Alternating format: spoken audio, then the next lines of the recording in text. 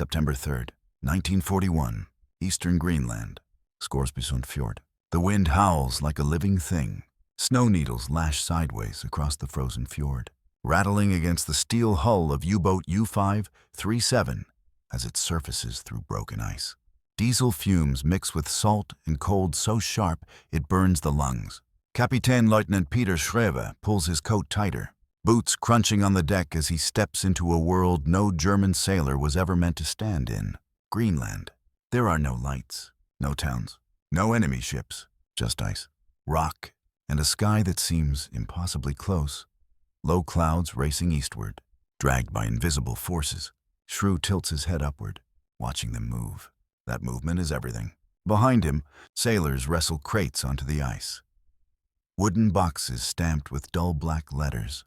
Wetterfunkgerätland, weather radio equipment, barometers, thermometers, radios powerful enough to whisper across the Atlantic. This is not a raid, not an ambush.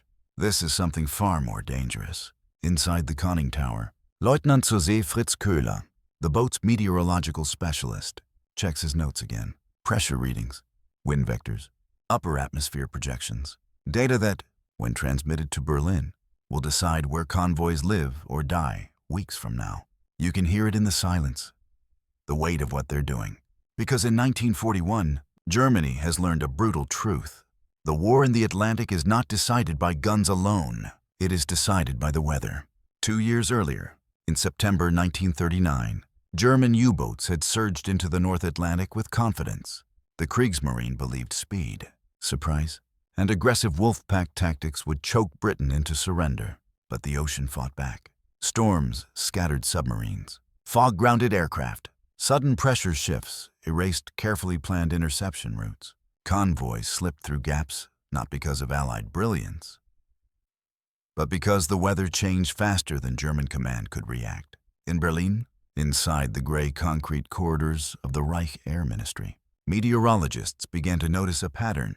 Nearly all major weather systems affecting Western Europe were born far to the west, over the Arctic and the North Atlantic, and at the heart of that system sat Greenland, a massive, frozen blind spot. The Allies, particularly Britain, had access to weather reports from Canada, Iceland, and North America. Germany did not. Their forecasts were always hours, sometimes days behind reality. In a war where a single storm could save a convoy or doom a battleship, that delay was lethal. Reichsmarshal Hermann Göring reportedly dismissed early warnings, calling weather a secondary concern. But naval commanders did not share his arrogance. Admiral Karl Dönitz, head of the U-boat arm, understood the implications immediately. If Germany could see the weather first, they could strike first. Back on the ice of Scoresbysund, Shrew watches his men assemble a small, low-profile structure against a rocky outcrop. It is deliberately crude, no flags, no markings, no unnecessary metal that might reflect light. This station has a name, Schatzgräber, treasure hunter, inside. Köhler installs the heart of the operation, an automatic weather transmitter, powered by batteries and designed to operate unattended for months. Every 3 hours, it will send encrypted weather data back to Germany. Temperature, pressure, wind speed, cloud ceiling. Each transmission lasts only seconds, brief enough to avoid easy detection, long enough to reshape the battle thousands of kilometers away. Shrewe knows the risks. Allied patrols occasionally sweep Greenland's coast. Danish personnel still operate remote outposts. American forces, though officially neutral until December, are watching the Arctic more closely than Berlin admits. If this station is discovered, the men who built it will vanish into the ice. Prisoners if they're lucky. But Shrewe also knows the reward. A single accurate forecast could allow U-boats to surface under storm cover, could ground Allied patrol aircraft, could guide Luftwaffe bombers through cloud gaps toward defenseless convoys. Weather is no longer background noise. It is a weapon, thousands of kilometers away. In London, Royal Navy analysts struggle with a different problem. Convoys are being intercepted with unnerving precision. German submarines appear where no intelligence suggests they should be. Luftwaffe reconnaissance flights seem to predict clear skies days in advance. At first, Allied commanders suspect code leaks, then sabotage. Then something colder settles in. Someone is watching the weather better than they are. In the Arctic, The wind shifts again, subtle, almost imperceptible. Kohler notes the change, adjusts a dial, and seals the transmitter casing. The station hums softly, alive now, its signal already racing eastward over black water and ice. Shrewy gives the order. The U-boat pulls away, vanishing back beneath the frozen surface, leaving no tracks. Within minutes, the coast is silent once more, as if nothing had ever been there. But the Atlantic has changed, and the Allies don't know it yet. February 14th, 1942. Berlin, Reich Air Ministry. Snow falls softly outside, but inside the operations room, the atmosphere is electric. A young Luftwaffe meteorologist pins a fresh weather chart to the wall. Thin blue lines sweeping eastward from Greenland across the Atlantic. Oberstleutnant Dr. Heinrich Seilkopf, one of Germany's leading weather analysts, steps closer. He doesn't smile. He doesn't need to. For the first time in the war, Germany is seeing the storm before it forms. The data streaming in overnight from Schatzgräber confirms it. A low-pressure system is intensifying over the Greenland ice sheet. In 48 hours, it will roll southeast, shrouding the North Atlantic in heavy cloud and gale-force winds. Seilkopf taps the map. Wolfpack positions, he says quietly. Within hours, encrypted orders go out. U-boats adjust course. Luftwaffe long-range reconnaissance flights are rescheduled. Allied convoys, still operating on outdated forecasts, sailed directly into a trap. Blind, exposed, and unaware that the weather itself has betrayed them. By dawn on February 17th, 3 merchant ships are burning west of Iceland. No torpedoes missed, no aircraft lost. The system works. By mid-1942, Schatzgräber is no longer alone. Germany expands the program with growing audacity. New stations are planned, each deeper into the Arctic, each more isolated than the last. They are given innocuous names. Holzauge, Edelweiss, Bassgeiger, code names that mean nothing to anyone who doesn't know where to look. Some are automatic, others require men. And sending men to Greenland is an act of quiet desperation. The crews are small. Meteorologists, radio operators, engineers, often fewer than 10. They travel by U-boat, trawler, or long-range aircraft like the Focke-Wulf FW-200 Condor, landing on improvised ice strips carved by hand. Once ashore, they vanish from the world. No reinforcements, no rescue, no guarantee of extraction. Supplies are rationed down to grams. Radios are used sparingly. Cigarettes become currency. Time blurs in endless Arctic night, broken only by the hiss of wind and the rhythmic clicking of instruments. Yet the men stay, because they know what hangs in the balance. August 21st, 1942, northeast Greenland. Unteroffizier Wilhelm Degi adjusts his gloves, fingers numb despite the woolen leather. He is a meteorologist by training, a civilian scientist turned soldier, and now commander of Station Holzauge. The station is barely visible, dug into rock and snow, painted white to vanish against the ice. Antennas are kept low, disguised as ice poles. Even footprints are brushed away. Dagi checks the thermometer, minus 18 degrees Celsius. Wind from the northwest, barometric pressure falling. A storm is coming. Inside the radio hut, Gefreiter Ernst Schnorr taps out the coded report. Each transmission is a risk. Allied direction finding equipment, HFDF, Huffduff, is improving.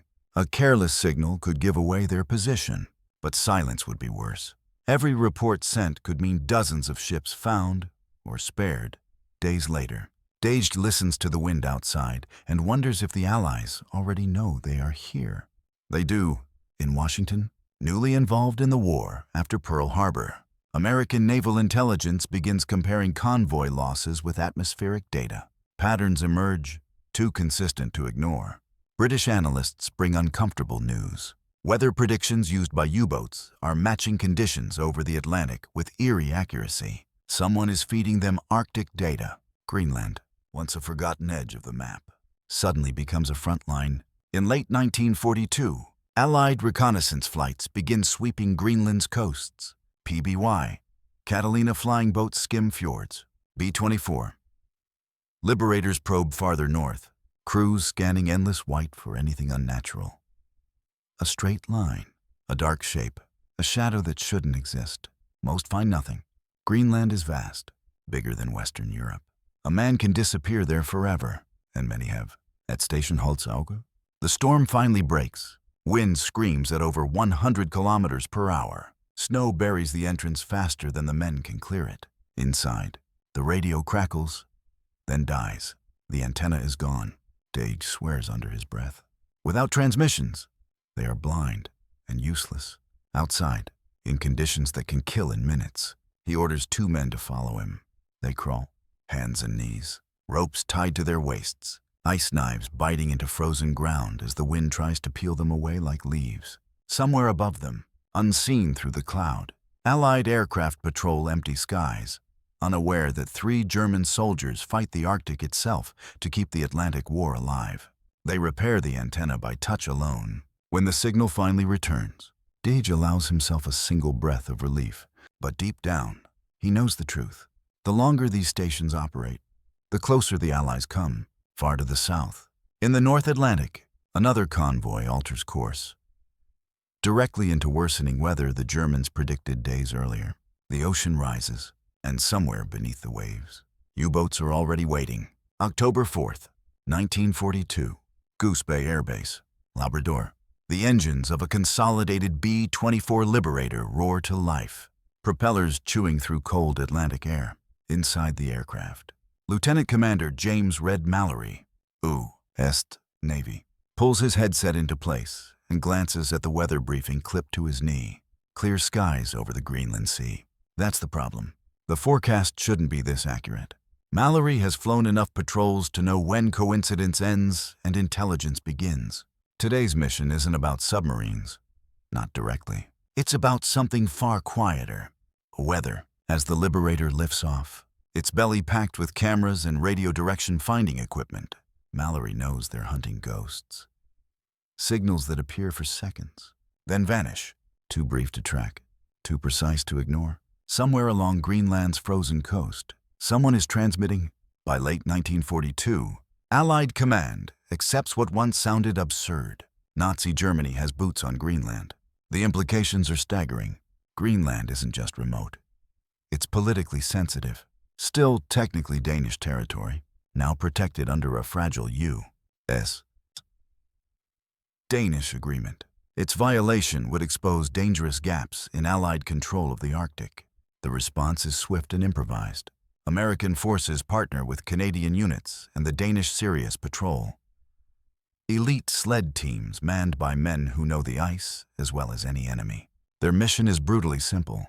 Find the stations, destroy them, and leave nothing behind. But Greenland does not give up secrets easily. December 18th, 1942, northeast Greenland ice cap. Mallory's Liberator drones low over a fjord. The white below broken only by jagged rock and drifting snow. The radio operator stiffens. "Sir, I've got a spike." A sudden burst of static. Directional. Sharp. Gone almost immediately. Mallory banks hard. The aircraft circles, eyes scanning the ground. Then someone spots it. Not a building, not a flag, but something worse. A straight line. Antennas are geometry. Nature is not. Mallory marks the coordinates and pulls away. There will be no bombing today. The ice is too rough, the risk too high, but now they know. The Allies move carefully. An immediate strike could warn the Germans. Instead, reconnaissance intensifie. Signals are logged, patterns analyzed. Each brief transmission paints a clearer picture of a network. Not one station, but several, spaced to track weather systems as they roll eastward. Berlin is mapping the future. Hour by hour. In London, a new directive circulates. Operation Gearbox. The goal is not speed, but certainty. March 12th, 1943, Greenland interior. A small patrol advances across the ice. 6 men, 3 sleds, 9 dogs. At their head is Captain Ebbe Munch, Danish officer, Arctic veteran. His beard is rimmed with frost. His eyes never stop moving. The wind shifts. Munch raises a fist. Silence. A head, half buried against rock, is something that does not belong. Canvas, wood, metal fittings. A German weather station. Inside. The hut is empty. Abandoned weeks earlier. Papers burned. Equipment smashed. But not all of it. Munch finds a metal plate stamped with a serial number. German manufacture. Proof. The Allies photograph everything. then rig explosives. When they pull back, the blast echoes across the ice. A small sound in an endless place, but a decisive one. One ghost is gone. Back at Station Holzauge, Wilhelm Dege listens to his radio with growing unease. Transmissions from sister stations are late, then missing, then silent. Berlin sends terse messages. Increase camouflage. Reduce signal duration. Prepare for emergency evacuation. Dege reads between the lines. They've been found. The Arctic, once their shield, is turning against them. June 5th, 1943, North Atlantic. A German U-boat surfaces into what should have been storm cover and finds clear skies. Allied aircraft descend within minutes. Depth charges tear the sea apart. The forecast was wrong. For the first time in months, German commanders feel it, the loss of their edge. Somewhere in Greenland, a transmitter that once whispered the future is silent, buried under ice and rubble. As summer approaches, Allied pressure increases. Patrols grow bolder. Aircraft range farther north. Supplies reach even the most remote outposts. And still, one German station remains operational. Unknown, undetected, broadcasting. The hunt is not over. October 23rd, 1944, Hurnebucht Bay, northeast Greenland.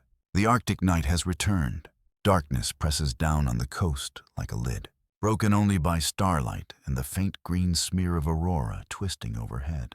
The temperature has plunged well below -30. Metal burns bare skin. Breath crystallizes midair. Inside a low, snow-choked hut, Unteroffizier Wilhelm Dege leans over a radio set that crackles with life. This station is Haudegen, and it is the last one. Dege has been here for more than a year now, longer than anyone was supposed to be. When Haudegen was established in September 1944, Germany was already losing the war. On every front that mattered, but weather, Berlin insisted, still mattered, perhaps now more than ever. Haudegen is larger than earlier stations, more robust.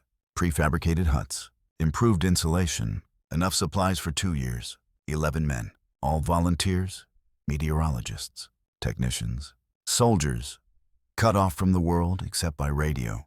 They had arrived by U-boat U-307, unloading under constant threat of Allied patrols. The submarine never returned. Now, Dege's men live in a strange limbo. The war exists only as voices over static.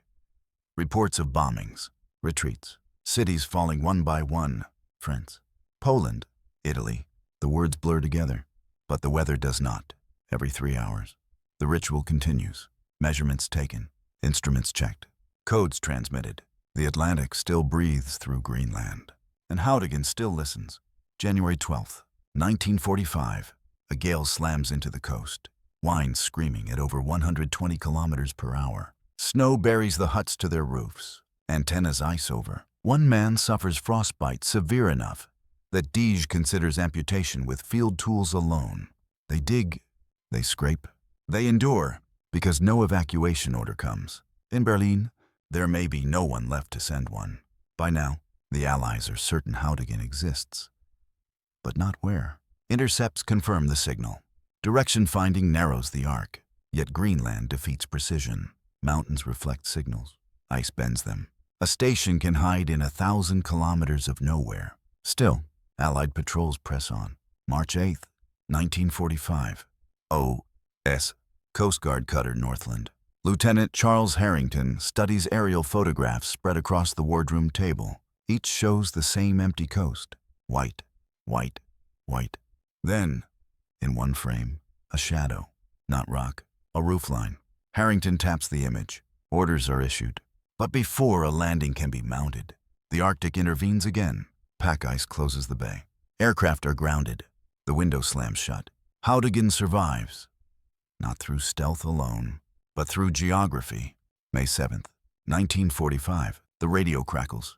Dege adjusts the dial, expecting another routine transmission. Instead, a new voice emerges. Strained, formal, unmistakable. Germany has surrendered. The war is over. Inside the hut, silence follows. No cheers, no relief. Just the hum of equipment and the howl of wind outside. They are still armed, still isolated, still invisible, and no one has come for them. Weeks pass. Supplies run low. Cigarettes are gone. The men debate what to do. Attempt a march south. Impossible. Signal the Allies. Dangerous. Perhaps fatal, if misunderstood. Finally, Dage decides. He transmits openly. August the 3rd, 1945. A Norwegian sealing vessel appears off the coast. Small, cautious, flying neutral colors. Dage and his men assemble on the ice, rifles slung but lowered. When the Norwegian captain steps ashore, Dege salutis, formally, correctly, he hands over his pistol. The last German unit of World War II has surrendered. Not in Berlin, not in a city, but on the edge of the world, beneath a Greenland sky. The Allies dismantle Haudegen piece by piece. Equipment is catalogued, reports filed, another secret buried in archives. But the lesson remains. In the Battle of the Atlantic, the difference between victory and annihilation was not always firepower or courage. Sometimes, it was knowing which way the wind would blow.